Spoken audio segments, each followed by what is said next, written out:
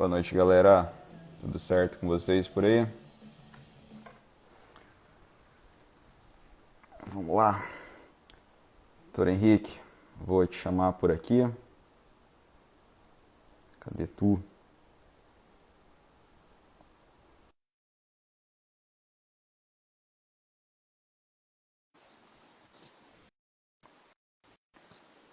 Boa noite, galera. Boa noite.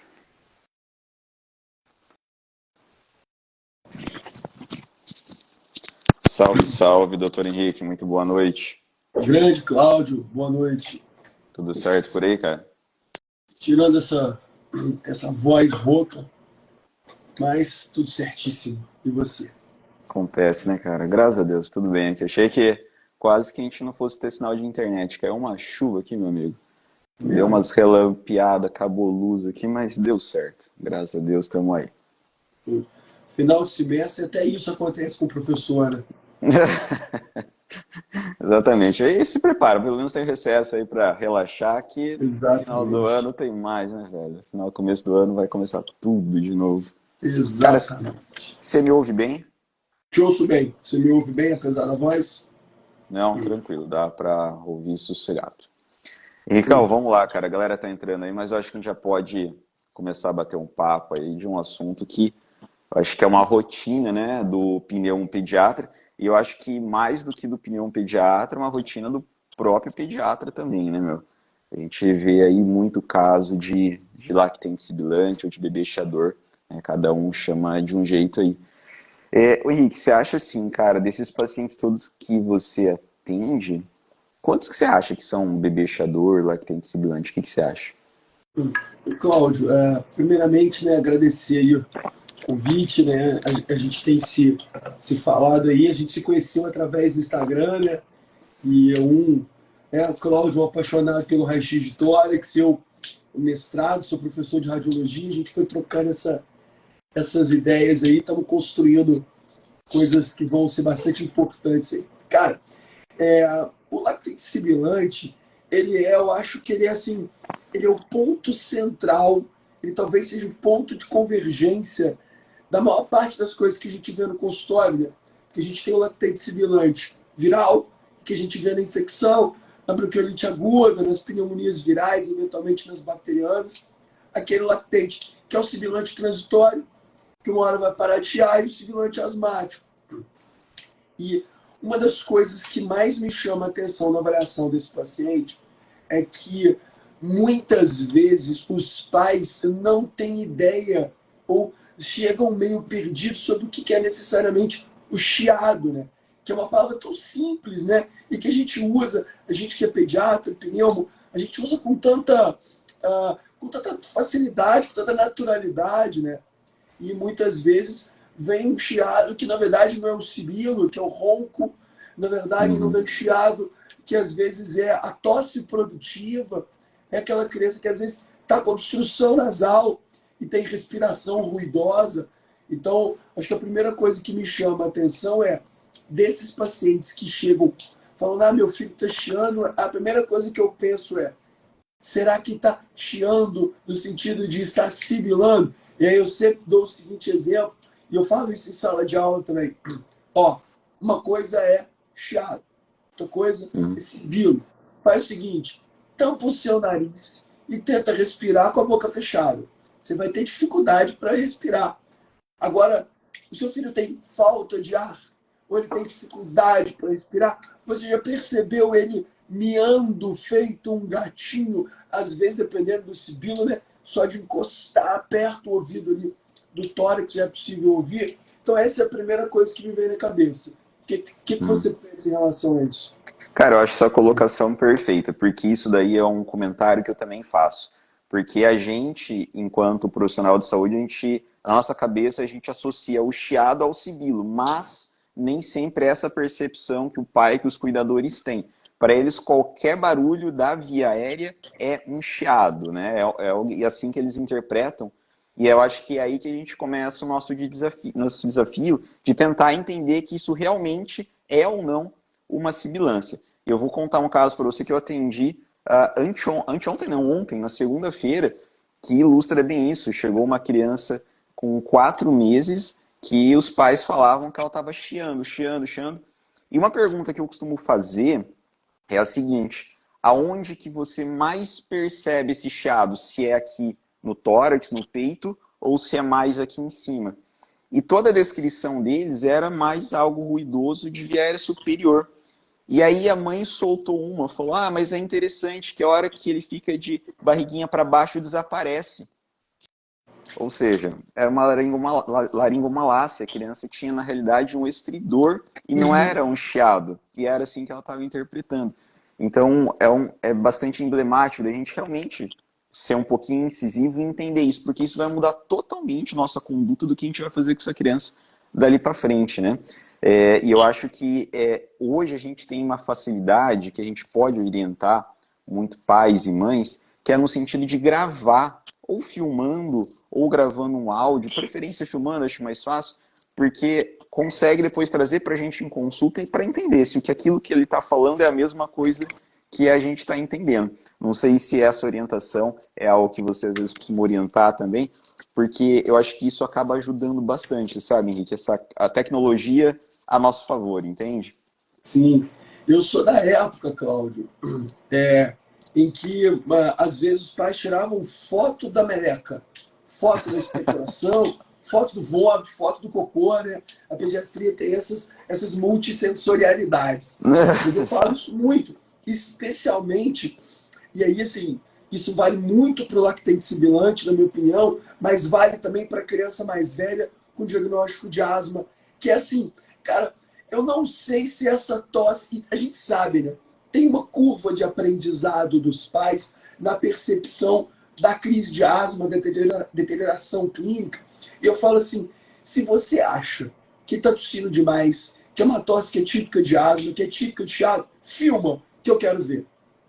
Aí, às vezes, é aquela criança que está tossindo e sai meleca no nariz, e o mais velho dá uma cuspidinha de meleca e fala, olha, isso daqui não tem. Eu falo assim, isso aqui, asma não tem cara, mas isso aqui não tem cara de asma.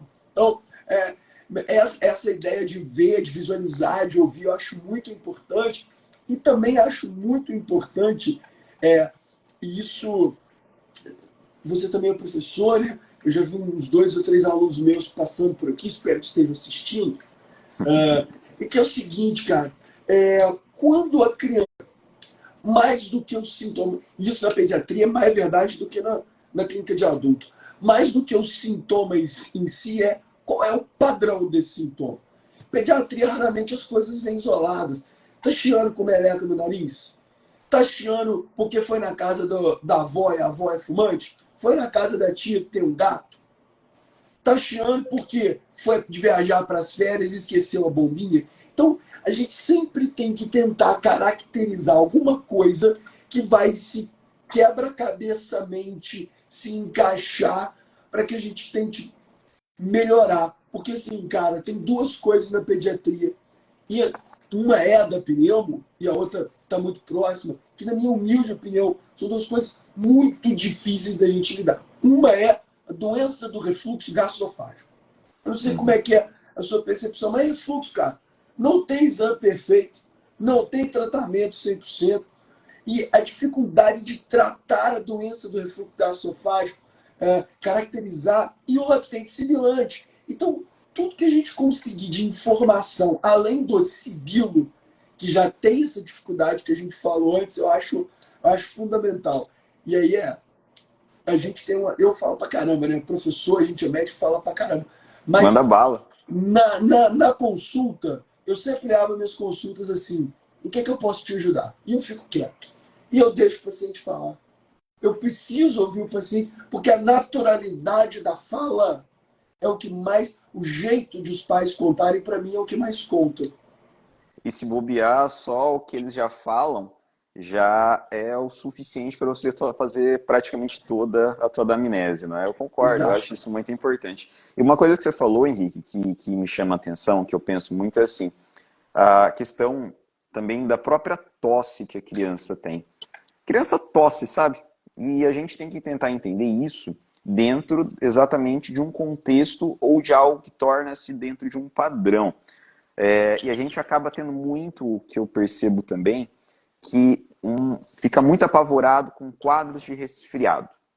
Né? A criança fica resfriada, vai para a creche, pai e mãe precisa colocar a criança cedo na creche, por N motivos que nem vale a gente entrar e discutir, mas a criança começa a pegar infecção, e essa criança começa cada vez mais a ter esses episódios de tosse, e aí associa isso a esse chiado que eles julgam como sendo sibilância. E aí eu acho que daí começa uma série de problemas, né?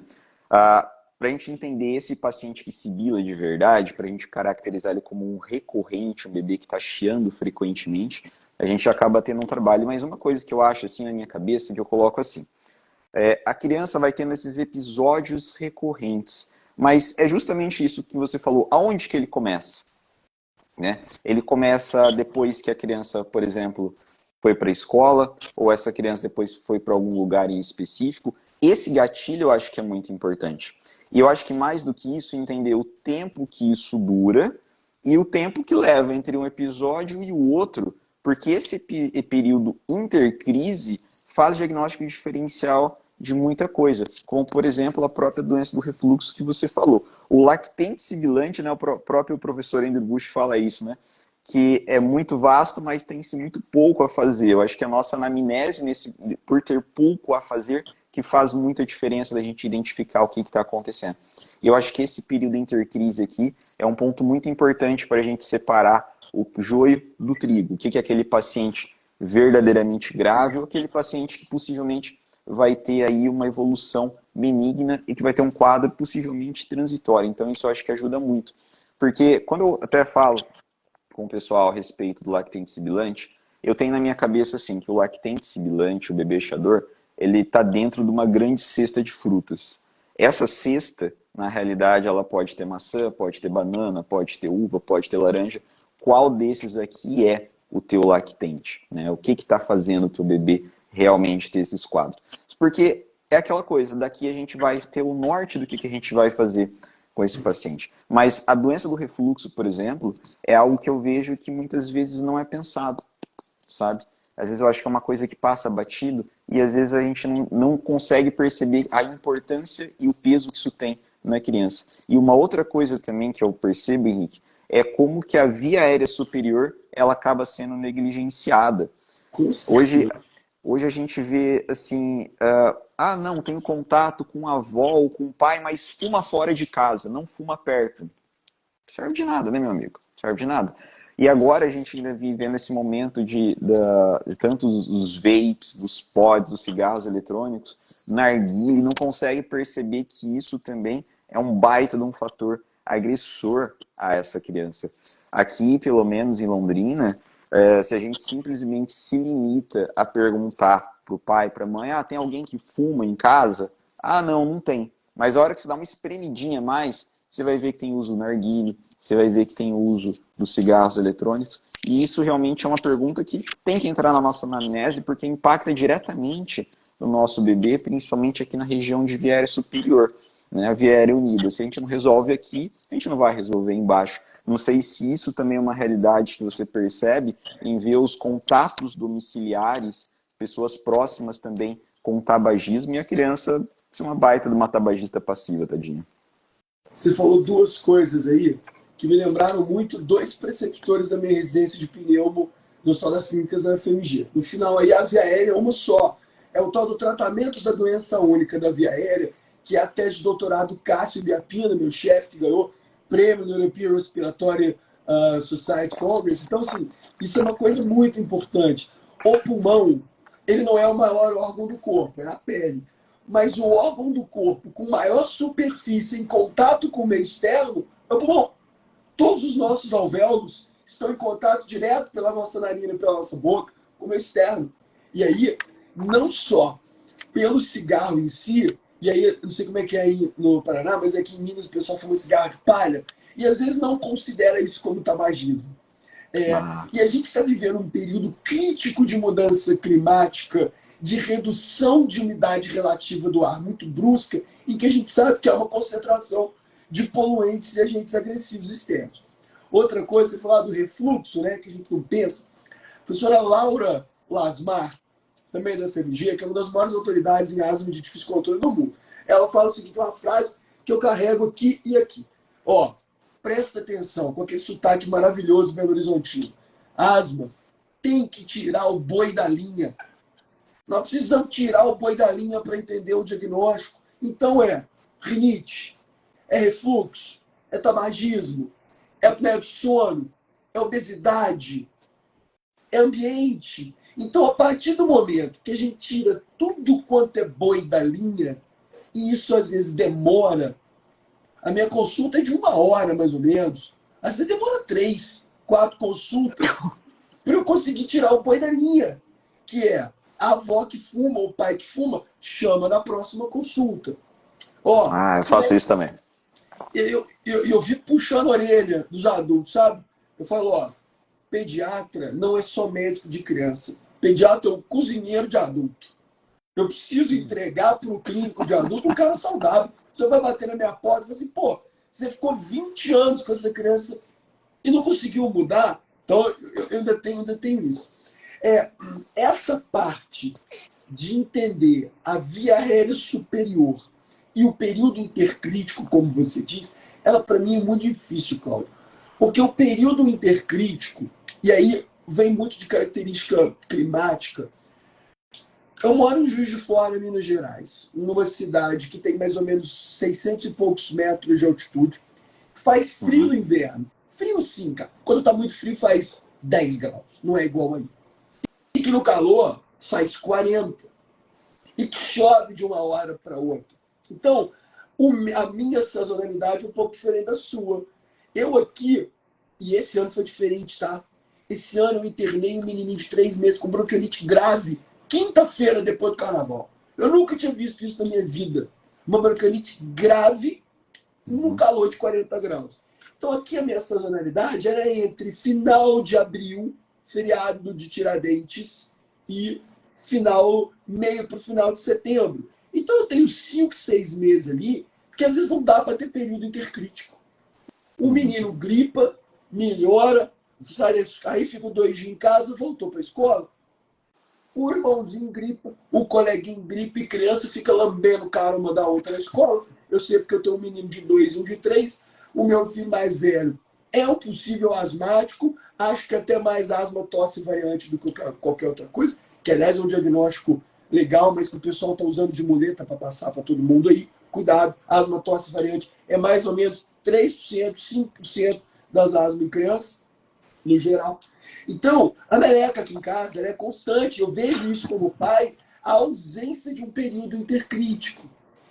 E aí vem o meu desespero, que é o motivo inicial, central da minha tese de doutorado, que aí veio a pandemia e mudou, que é nós, pediatras, Cláudio e eu, somos culpados por uma prescrição desenfreada de antibiótico e corticoide oral e que a gente perde totalmente o parâmetro. Em pediatria, você sabe isso melhor do que eu, menos é mais.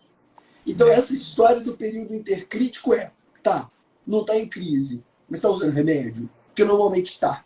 Então, esse é um problema, uma luta diária que eu tenho aqui. Essa questão do período intercrítico, eu concordo que tem horas que dá um trabalho da pega de você conseguir identificar, né? Até porque tem aquele momento, às vezes, da tosse pós-infecciosa, que a criança faz o episódio lá agudo, aí a hora que ela está começando a melhorar, bum, pega outra e fica um negócio que parece que é um contínuo, né? E eu acho que isso realmente é uma coisa que dá um trabalho. Quando eu pego esses casos assim, Henrique, eu acho que entra justamente o que você falou, sabe? De ir perguntando e cutucando de todos os lados. Porque mesmo que haja uma criança que aparentemente sempre está ali com meleca, com catarro, tudo, mas ela sempre vai ter um período, pelo que eu percebo, que ainda assim tem uma melhora. E nesse período de melhora, ela é uma criança que acaba tendo poucos sintomas ou não tendo sintomas.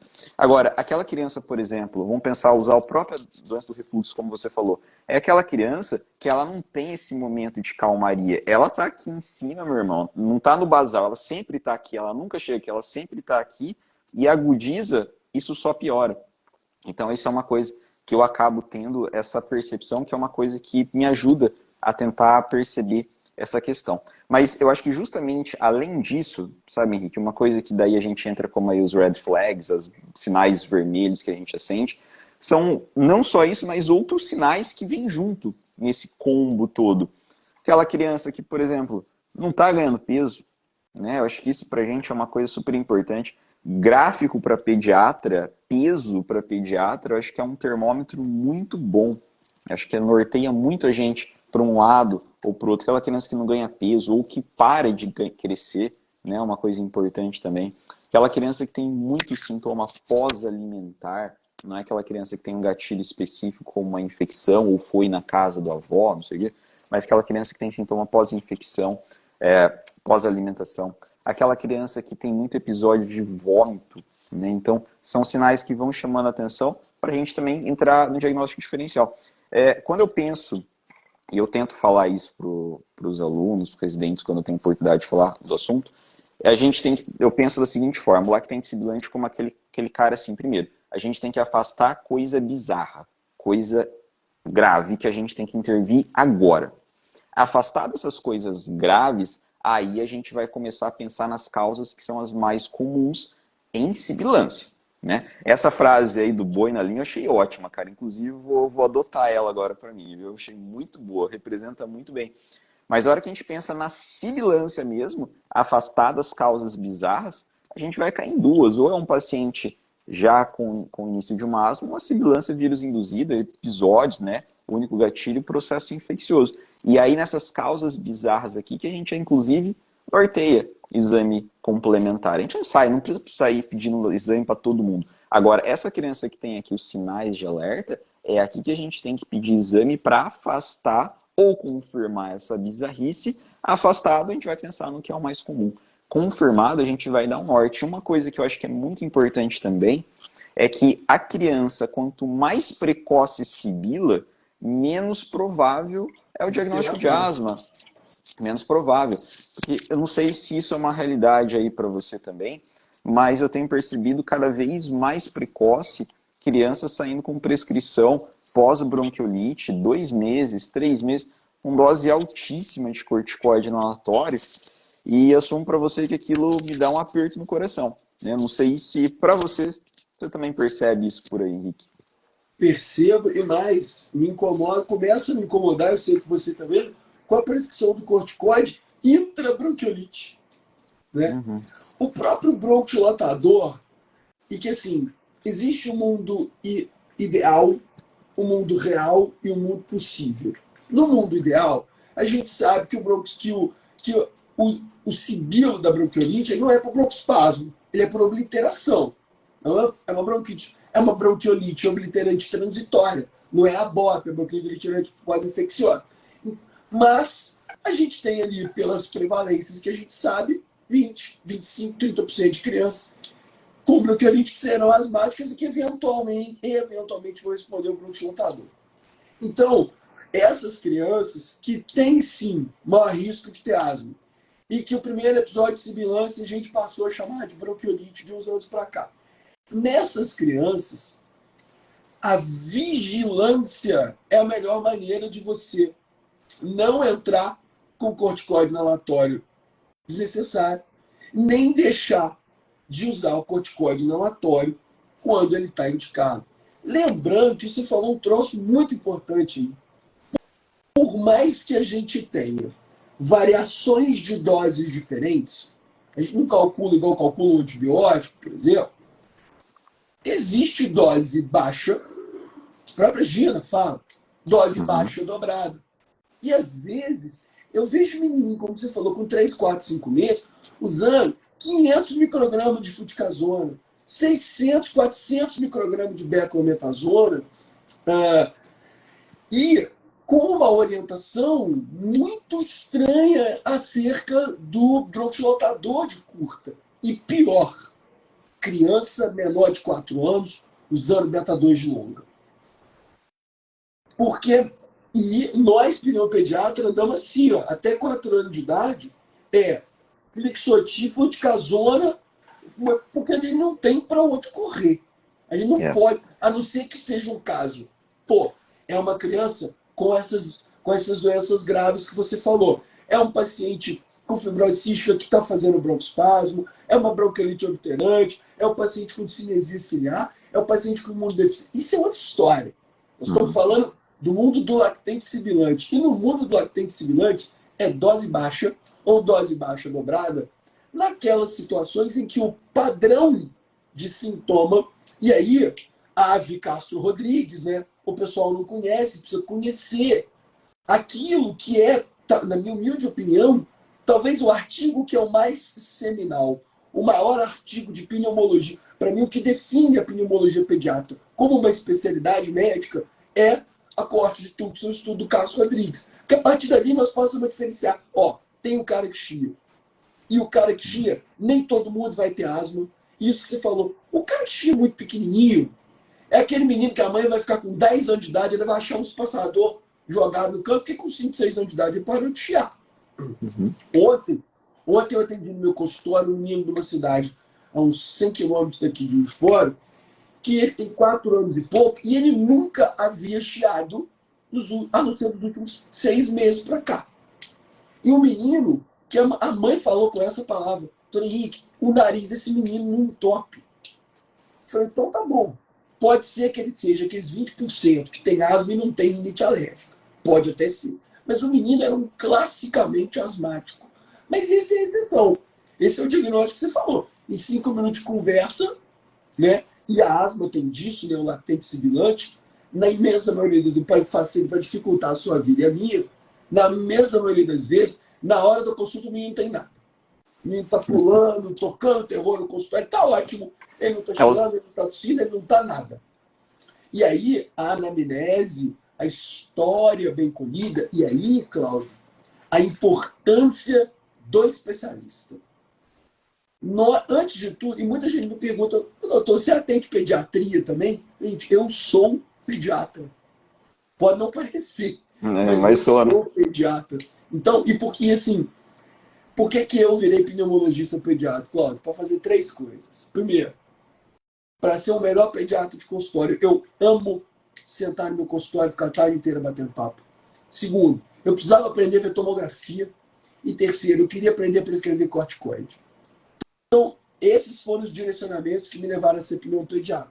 Então, a importância de você ter um pediatra que também é pneumologista pediatra, ainda que você tenha o seu pediatra geral, que acompanhe e tudo mais, mas que você tenha o segmento com o pediatra geral, mas com o pneumopediatra te acompanhando de tempos em tempos, até para que a gente evite uma sobremedicalização.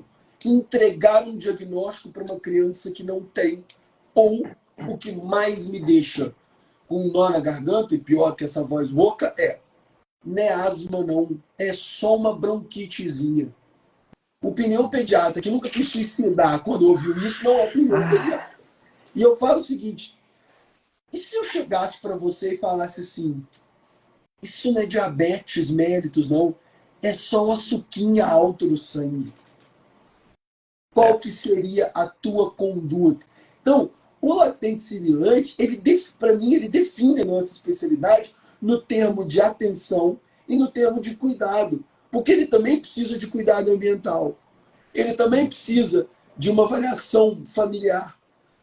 Ele é o cara, tem um amigo meu aqui, o Felipe, que é um maior fisioterapeuta pediátrico que eu conheço, cara, o fisioterapeuta anda junto com a gente ali. E muitas vezes, às vezes, se eu não tô, que eu não posso atender, eu falo, cara, vai no fisioterapeuta. Vai que ele, a escuta do fisioterapeuta, ela é diferenciada. Então, assim, essa ideia... Só tomar uma aguinha aqui. Anda bala. Essa ideia de entender o lactente sibilante como uma criança potencialmente com doença crônica, mas que precisa de uma atenção, ela não tem uma doença crônica, mas a atenção é contínua, é para mim das coisas mais desafiadoras. Concordo, eu concordo. A gente ainda tem alguns estigmas para vencer, né, Henrique? Eu acho que esse daí acaba sendo um deles. E eu acho que nessa linha aí, até que você comentou, do Castro Rodrigues, eu também acho o estudo fantástico. Também acredito que isso aí foi um divisor de águas, porque isso foi, para a gente fica muito mais fácil entender aquele paciente que a gente vai ter que medicar ou não medicar, por exemplo. E eu acho que daí até acaba vindo um pouco uma resposta que é uma preocupação que eu vejo de muitos pais, muitas mães também, que é o seguinte: a criança teve lá o seu primeiro episódio de sibilância, uma bronquiolite. Aí pergunta: ah, doutor, ele vai ter bronquite para o resto da vida? Ele vai ter asma? Ainda até tem essa dissociação, né? Do que é asma e do que é bronquite, né? Existe essa questão também. E eu percebo que isso gera um incômodo muito grande para eles. Agora, vai ser uma criança que tem o primeiro episódio de bronquiolite lá atrás, ou ela está apresentando de forma recorrente esses episódios, ela vai ser uma asmática? Não necessariamente. A gente sabe que, teoricamente, quanto mais jovem e mais grave é o primeiro episódio da bronquiolite, em especial abaixo de 6 e 3 meses, aumenta a chance lá na frente dele ter uma alteração de imunidade inata e tornar-se um asmático, mas isso nem sempre acontece. Os quadros leves que a criança acaba principalmente começando ali antes dos 3 anos, vai chegar ali nos 3, 4 anos, grande parte deles vai se resolver e não vai ser um paciente que tenha asma. Ele teve a sibilância vírus induzida, que foi transitória, é o sibilante transitório. E aí que o caso Rodrigues pra gente foi um presente, né, cara? Porque ele jogou aqui, ó, não, essa criança aqui a gente vai manejar como um asmático, criança com rinite alérgica, dermatite atópica, pode não ter uma alergia alimentar, uma eosinofilia. E essa criança a gente vai colocar como no grupo do asmático. Agora, se não, se for negativo, vamos pensar ainda mais como sendo um quadro viral. Reforçando, afastando as bizarrices. A gente vai pensar nessas duas agora, que são as mais comuns. E aí vem, em cima disso daí, a gente percebe que essa criança que também fica indo muitas vezes em pronto atendimento, que eu concordo com isso que você comentou, que o pediatra é importante, mas justamente ter o pneu pairando por aqui, né, ajudando, eu acho que realmente é muito válido, porque a gente percebe que essa criança que acaba muitas vezes indo para o pronto atendimento, acaba fazendo um quadro de sibilância intenso, radiografa, vê aquele baita daquele hilo enorme, que inclusive vai de encontro à tua tese de doutorado, né? Que o uso excessivo de antibióticos para quadros não necessários, como por exemplo uma sibilância de uma criança que está fazendo um quadro nitidamente viral, né? Mas aí eu vou partir agora por um outro lado. Por outro lado, essa criança, por exemplo, que começa agora, chega aqui no pronto atendimento sibilando. Essa criança já merece corticoide inalatório? A gente tem que começar agora o tratamento? Dá para postergar? Eu tenho opinião a respeito disso que eu costumo fazer, mas eu queria ouvir como que você pensa nisso, Henrique? Quando que você pensa nessa criança em começar o corticoide? Dá para começar no pronto-socorro ou você acha que tem que ser no ambulatório? O que você pensa? Eu acho que é o seguinte, um dos maiores riscos, um dos maiores fatores diferentes, você citou, eu vou falar dele também, ele fala assim, os cardiologistas chamam infarto de ataque cardíaco há 200 anos. Nós, pneumologistas, precisamos começar a tratar a crise de asma como ataque pulmonar, que esse troço mata. Então eu acho que, obviamente, o Andrew Bush tem razão, quem sou eu para discordar dele. Então, assim, um dos maiores fatores de risco para a crise grave é a criança que precisa de corticoide inalatório e não está usando ou está usando de maneira errada. Então, aquele menino que chegou no pronto-socorro e ele tem um quadro sibilante asmatiforme, ou seja, ele está chiando, ele está cansado, ele está... E aí eu não vou nem entrar no mérito se é uma exacerbação leve, moderada, grave ou muito grave. A Gina está começando a separar leve e grave, né? Que eu acho que facilita um pouco. Uhum. Se não é o primeiro episódio, se é um episódio que é recorrente, ou se esse episódio está levando a criança a ficar gravemente hipoxêmica. Estou tirando o fato de ser uma bronquiolite. Estou falando no mínimo de 2 anos, 1 ano e meio, 2 anos, 3 anos. Perfeito. Se esse menino... E aí, tudo bem. O cara do pronto-socorro, ele tem 5 bilhões de coisas para fazer. Eu sei. Mas uma delas é colher uma anamnese direcionada. Enquanto tá fazendo o puff, perguntar para a mãe, você ou o pai dele tem história de chiado, o que os antigos chamam de bronquite? Você tem outros filhos? Alguém fuma em casa? Ele tem alergia a alguma coisa? Nesse momento, se houver, na minha opinião, um padrão que lembre um padrão da asma, esse menino, na minha opinião, deve sair com corticoide inalatório da menor dose possível, desde que alguém sente durante 40 segundos e explique a técnica inalatória adequada. E, como Gina fala, chiou, foi para o hospital, só sai dali com um papelzinho, como diz aqui no interior de mim, um papelinho. Procure o seu pediatra, o seu pneumopediatra. Não é para tratar asma advindo do pronto-socorro. Mas nessas situações, se eu tivesse no pronto-socorro, eu começaria o corticoide inalatório para essa criança e falaria, vá ao seu pneumologista, porque vamos ser sinceros, se essa criança usar 30, 40, 60, 90 dias de corticoide inalatório das baixas, nada vai acontecer na vida dela, não sei que ela vai ficar um pouquinho roquinha, como eu estou, até menos, e nada vai mudar na vida dela, negativamente. Mas se ela tiver um outro episódio daqui a 20, 40 dias, ela já tem ali um nível de inflamação brônquica controlado.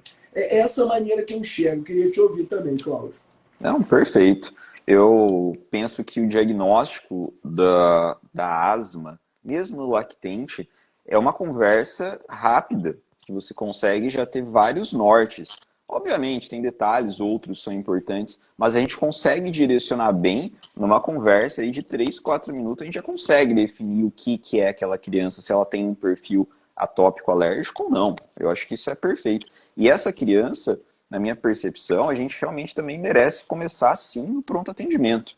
Eu acredito que a gente, como uma doença crônica, a gente tem que pensar ela em duas vias. O tratamento da agudização, mas o tratamento da parte crônica, ela tem que seguir em paralelo.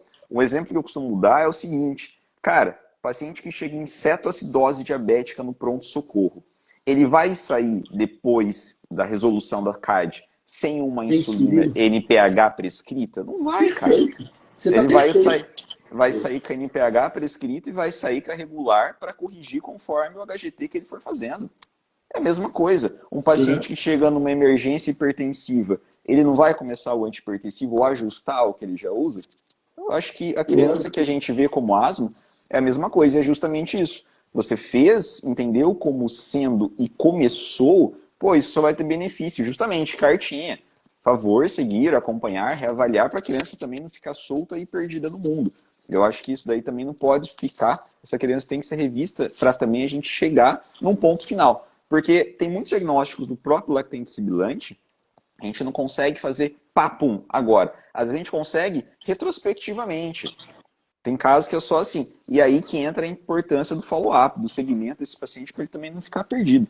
Eu acredito que, além desse caso, Henrique, de que a criança, que a gente consegue caracterizar ela bem aqui, como sendo um atópico, alérgico, um asmático, que merece o tratamento, eu penso também que tem uma outra indicação, que é aquele paciente que, a princípio, não se enquadra nesse atópico, mas é aquela criança que fica indo no atendimento e fazendo quadro grave, mesmo que seja infeccioso, viral, mas fica sendo refratário, entendeu? Eu acho que essa criança também merece você tentar, mesmo que por um período curto. Mas aí entra, você começou aqui no PA, entendeu? Mas, por favor, reavalie essa criança para ver se essa criança teve impacto positivo. Porque se ela não teve impacto, não vai valer a pena. Mas se teve, de repente, esses episódios, na realidade, podem ser um primeiro gatilho para uma criança que tem asma de verdade. E aí a gente já começa a fazer um tratamento. Exato. E você falando isso, me veio uma coisa na cabeça. Essa prescrição consciente do corticoide inalatório, se o menino for asmático, você vai evitar que ele siga usando beta-2 de curta várias vezes, impedindo ou retardando aquele mecanismo do down regulation do bronquidilatador de curta lá na frente, em que a gente vai precisando de dose cada vez maiores perdão, do beta-2 de curta. Então, se você já entra, e aí, quem está nos ouvindo aqui e quiser mandar pergunta, né, Cláudio, fica à vontade. Quem está nos ouvindo aqui entenda o seguinte: o que Cláudio e eu estamos querendo dizer é: se você trabalhar direitinho, você vai evitar prescrever corticoide oral para essa criança. Com Porque certeza. o pneu deixa o corticoide oral para quando o especialista orientar. E assim, a gente está cansado de falar, quer dizer, cansado não, nunca vou cansar de falar isso, que predzinho é xarope de tosse. Né? Aliás, xarope é só uma preparação docinha de comida, de remédio. Né? Aliás, preciso tomar um, porque estou tossindo. Dor de abacaxi com mel, que é uma beleza. Raspinha de limão auxiliar. Então, assim, a partir do momento que há essa desconfiança para que vai levar à prescrição do corticoide inalatório em dose baixa, sempre com S deste tamanho, com espaçador e máscara no menor de 5 anos, 6 anos, e no maior de 5, 6 anos, às vezes com espaçador e bocal, sempre em dose baixa, é muito pouco provável que seja feita uma iatrogenia, ou seja feito, ou incorra em qualquer erro técnico. Então, o corticoide... E outra coisa, tem uma outra... Aquele menino que fez um episódio único, que ele não tem cara de asma, e ele faz um episódio grave, de franca hipoxemia, que às vezes precisou fazer sulfato de magnésio, foi para VNI. Esse menino não é aspiração por corpo estranho, não é uma compressão extrínseca por anel vascular, não é o linfo. Esse menino deve sair com corticoide inalatório em baixa dosagem, ao menos para uma contenção inflamatória transitória. E aí, ele vai para o especialista. Não, perfeito, concordo. Eu acho que é isso mesmo. Também quadro grave, eu acho que é um paciente que acaba realmente merecendo também. Inclusive, teve uma pergunta aqui de uma colega nossa, da Ana, ela perguntou se a gente acabaria usando corticoide oral sistêmico só na crise grave ou na crise leve também. Eu vou falar a minha posição, que é o que eu acho que a gente acaba fazendo a maior parte das vezes. Quadro leve, eu não vejo motivo de a gente ficar passando corticoide sistêmico, porque você vai fazer nesse paciente pequeno, menor, tá? Não estamos falando do paciente acima de 5 anos, estamos falando do menor. Você fazendo ali o beta 2 de curto, naquele primeiro momento, já vai ser o suficiente. Agora, aquele paciente hipoxêmico, que paciente que está precisando de ventilação, aí é outra conversa. Aí eu acho que a anti-inflamação sistêmica nesse paciente, ele acaba realmente sendo importante. Agora, se a gente for pensar no corticoide inalatório, a gente vai partir para essas possibilidades. Ou o paciente que faz um quadro muito grave, ou é o paciente que acaba sendo um asmático, que eu identifiquei pela anamnese, ou é aquele paciente que mesmo fazendo quadros recorrentes da sibilância viral, pelo menos 3 episódios, aí eu acho que vale o inalatório. Mas o sistêmico mesmo, aqui nesses quadros graves. É assim que pelo menos eu acabo orientando, que eu vejo, né, dos consensos. Não sei se é essa prática que você acaba tendo também, Henrique. Exatamente a mesma. E para complementar isso que você tão bem explicou, Cláudio, se é broncoespasmo, vai responder ao beta 2 de curtação. Aquele menino, e olha só, eu aprendi, não sei quantos anos você tem de formado, Cláudio, eu tenho 15. Eu aprendi nesses 15 anos o seguinte: eu entendo de pediatria, do filho entende a mãe. Então é o seguinte, se a mãe fala, Henrique, não melhora com a Aerolim, não melhora com a técnica correta, feito direitinho, não é broncoespasmo. A gente precisa entender, a gente precisa parar de achar que a nossa detenção de conhecimento é maior do que o processo edifício patogênico da doença da criança. Viu? Então, isso é muito importante. O lactente sibilante, se ele ou é, para usar uma expressão que a filosofia gosta, ele vai responder ao bronquiolitador de curta. Você pode até demorar a fazer o corticoide inalatório, ele pode ser um asmático neutrofílico, ele pode ser 5% das asmas graves, ele pode ser 1% que é a asma de difícil controle, mas ele vai responder ao bronquiolitador beta 2 agonista de curta ação. Beta 2. Porque eu também estou cansado de ouvir. Você trata a asma do seu menino? Trato, doutor. Menino fica ótimo. Nebulizo com soro e atrovente. Nossa Senhora. Então, assim, Beta 2. Broncodilatador é uma coisa. Broncodilatador, adrenalina é, hipratrópio é, tiotrópio é, terbutalina é. E, por outro lado, se você que está nos assistindo aqui dá plantão onde chega criança de urgência, eu vou te dar um conselho sobre asma. Aprenda a simplicidade de usar sulfato de magnésio. Você vai salvar muita vida. O sulfato de magnésio é uma medicação seguríssima, de ótima resposta.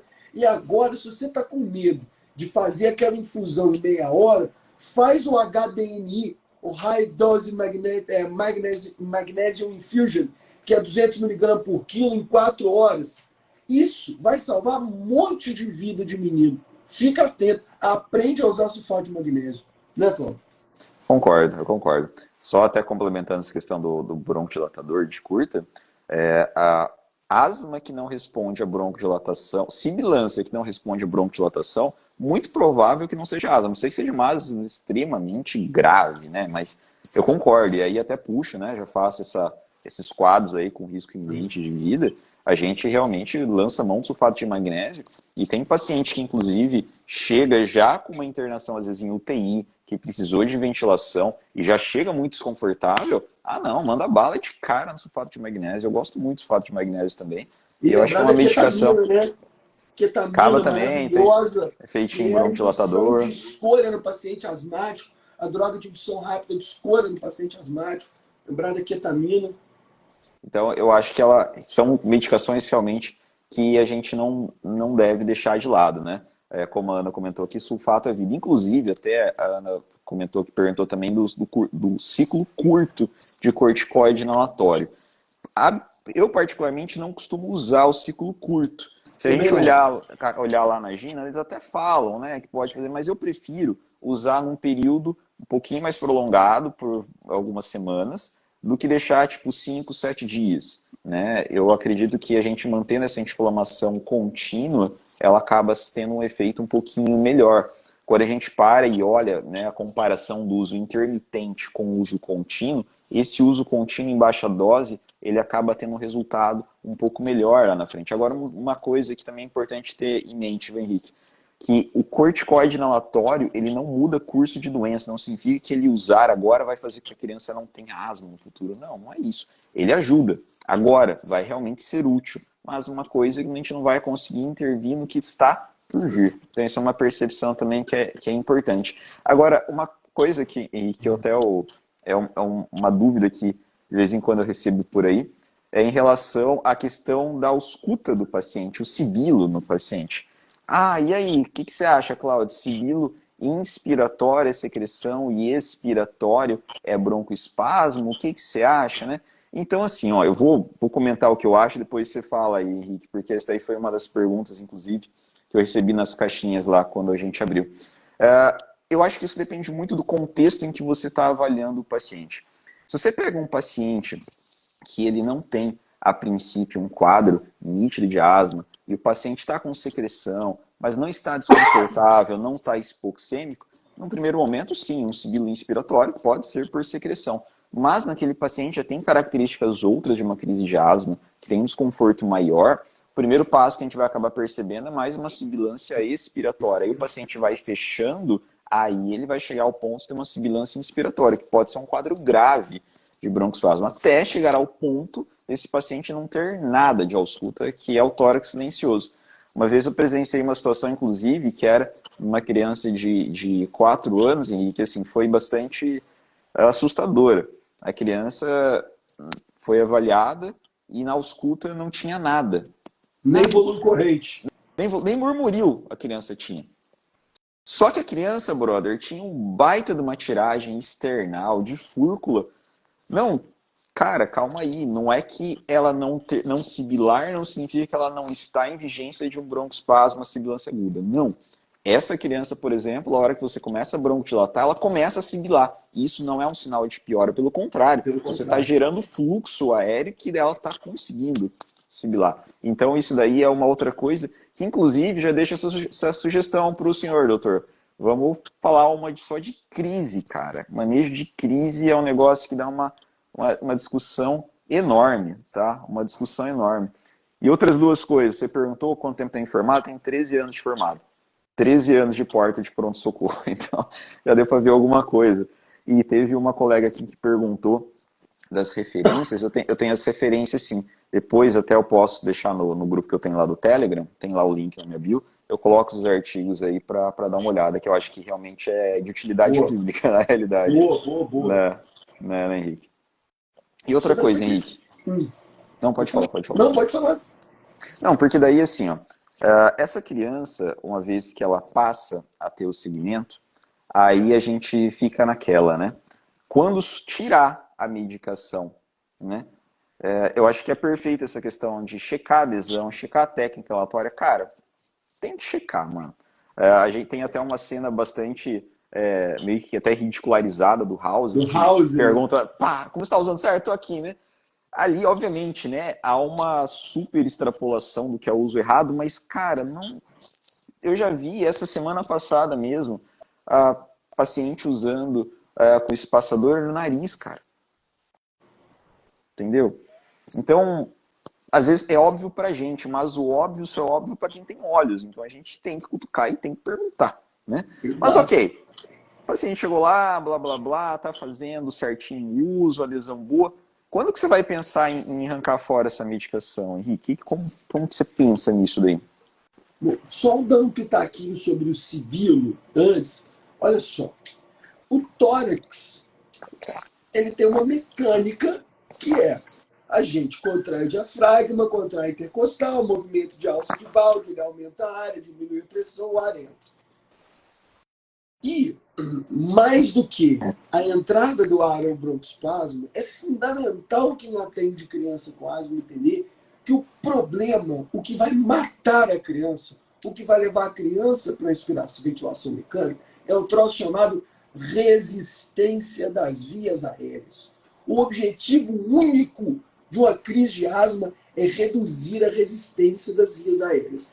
Resistência essa que é inversamente proporcional à quarta potência do raio. Chegamos na matemática maravilhosa. Ou seja, quando o brônquio diminui, a diminuição do brônquio eleva à quarta potência a dificuldade do ar passar. Então, se o sibilo, quanto mais inspiratório o sibilo é, maior a chance de haver uma obstrução. O fato de ter sibilo na ausência de broncoespasmo, muito provavelmente vai gerar um barulho que não leva a esforço respiratório, como se falou. E eu só queria acrescentar um pequeno dado que o pessoal esquece, que é o tempo expiratório. Nossa, aquela chuva. Essa chuva que caiu aí chegou aqui, viu? Tá chegando, eu mandei ela pra cá, não queria ela mais lá aqui não. Só para te avisar. O tempo expiratório fisiológico é de 1 para 1,6, 1,5. Na asma, como há uma obstrução, o que é uma obstrução? É o ar que não sai ou sai mais lento. Então, se a criança não está ventilando, você não escuta nada, olha e faz o diagnóstico pela inspeção. O menino está assim. E o tempo expiratório, essa é uma consideração importante que eu tenho a fazer sobre essa parte semiológica. Quando suspender o corticoide inalatório? De preferência, se a criança passou o inverno bem. Se ela atravessou o inverno bem, isso é uma brincadeira, mas é importante porque a gente concentra não só a infecção respiratória, mas agressões físico-químicas no epitélio respiratório no inverno. Aquela criança que tem mais de 60, 90 dias, que não precisa usar bronquidilatador, que não tem nenhuma restrição de atividade.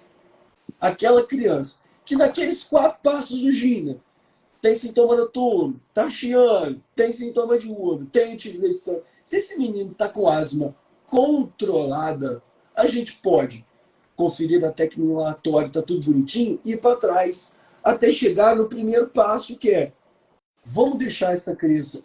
E aí, uma coisa que o pessoal da ciência, da engenharia biomédica precisa melhorar. A gente ter provas inflamométricas mais disponíveis. Você já usou aquele aparelhinho da Feno, da fração exalada do óxido nítrico? Pô, eu usei aquilo na residência de pneu, a gente tinha o centro de asma de difícil controle. Então o menino soprava ali e você via ali o óxido nítrico D2. Esse aqui tá zerado. Sem inflamação nenhuma. Então, quando a gente tiver evidências que há um controle do processo inflamatório, evidência clínica, e aí, pô, para quem consegue fazer espirometria em criança de 2 anos, aí vou salute, eu sou muito feliz. Aqui eu não tenho essa dificuldade. Então, nesses meninos, sim, nesses dá para suspender o corticoide inalatório com um detalhe. Suspender o corticoide inalatório vai me mandar mensagem no celular dia sim, dia não, por uma semaninha para saber como a criança está. E é o mínimo sinal de alteração, conversar. Porque a asma, ela é, como muita gente tem dito, o próprio Andrew Bush já falou isso, a asma não é uma doença, ela é um estado de doença, ela é um mosaico de alterações que são intercambiáveis ao longo do tempo. O padrão de sintoma, ele se intercambia. Então, é importante entender que a asma não é uma fratura que quebrou, consolida e volta, né? Então, as coisas flutuam. Eu sempre peço esses 3 meses, que são as 8 semanas de uma tosse crônica e 4 semanas a mais, para eu entender. Com 3 meses, zerou, vão diminuir? E só oriento suspender se eu tiver certeza absoluta que o controle ambiental tá legal. Se pai fuma, mãe fuma, se o contra o quarto tá com mofo, aí eu mando segurar até resolver. Não, eu acho que é isso mesmo. Eu considero aí os 3 meses anteriores sem crise, sem nada, e as últimas 4 semanas, nos próprios critérios da Gina como controle, aí step down. Mas aí entra outros comemorativos, né? Isso que você comentou, por exemplo, do inverno. Você reduzir medicação no inverno é arriscado, realmente é uma coisa que a gente é melhor segurar. Não dá problema. Dá problema. A criança que às vezes tem uma rinite muito descontrolada, também é uma criança que às vezes é melhor segurar um pouquinho, né? Eu tenho, assim, notado muito, sabe, Henrique, do que apesar de ler, mas como realmente a via aérea superior tem um impacto muito grande, entendeu? Então, justamente, senão tem boi na linha, né, cara? Tem boi na linha e não vai dar certo isso daí, Outra né? coisa, melhorar a alimentação, controle de peso. Cara, muito bem lembrado. Para quem está nos vendo, quais são os 4 fatores da criança relacionados à asma grave? Rinite alérgica não controlada, apneia do sono, refluxo, doença do refluxo e obesidade. Se não controlar a obesidade, vai usar corticoide inalatório até os 150 anos de idade. E mais do que isso, Henrique, o ganho de peso muito rápido também tem relação com isso, né? Libera muito interleucina 6. E outra coisa também, até puxando um pouquinho até mais pro lactente, cara, eu vejo muita criança também mamando deitada, no meio da madrugada. E isso é assim, é o jogar álcool na fogueira. Entendeu? Isso atrapalha muito também o controle de uma criança que tem a sibilância. E aí que entra o que a gente começou a falar, Henrique, lá no começo da live. Antes da gente ser pneumopediatra, a gente também é pediatra. E isso é uma orientação, por exemplo, de puericultura. Você concorda? Essas são coisas que a gente acaba tendo que abordar. Henricão, a gente vai precisar encerrar aqui que vai derrubar a live aqui, a gente vai chegar em 1 hora já. Mas, cara, muito obrigado. Eu achei que foi fantástico, galera, que ficou por aí também. Muito obrigado por ter ficado. Vou disponibilizar os artigos lá. E em breve a gente volta aqui para falar uma sobre asma. Vamos ver se a gente falar uma de crise e de pneumonia de repetição. Henrique, foi um prazer. Foi muito bom. Você é um dos caras que eu tive o grande prazer de conhecer aqui pelo Instagram e que viraram um grande parceiro que a gente conversa sempre aí pelo WhatsApp. Muito obrigado, viu, cara? Pô, Cláudio, muito obrigado por me ensinar um pouco mais, de a gente ter essa... Acho que fluiu muito legal, né, da nossa conversa. Agradecer quem nos viu aqui, quem nos assistiu e deixar esse convite para as próximas que virão. Façam perguntas, perturbem o Cláudio lá, me perturbem no Instagram e a gente vai se falando e construindo, né, socializando cada vez mais o conhecimento. Espero que na próxima vocês já consigam ouvir não a minha voz, mas a minha voz que é naturalmente parecida com a do Milton Nascimento, com a do Elvis Presley. Então, vocês ouvirão essa minha brilhante voz. Gente, um abraço, Agora, Cláudio, um abraço fraterno. A gente se um fala abração, aqui. meu amigo. Valeu, galera. Valeu. Obrigado. Vai ficar salvo, viu? Vai ficar salvo aí. Eu, Até a próxima. valeu.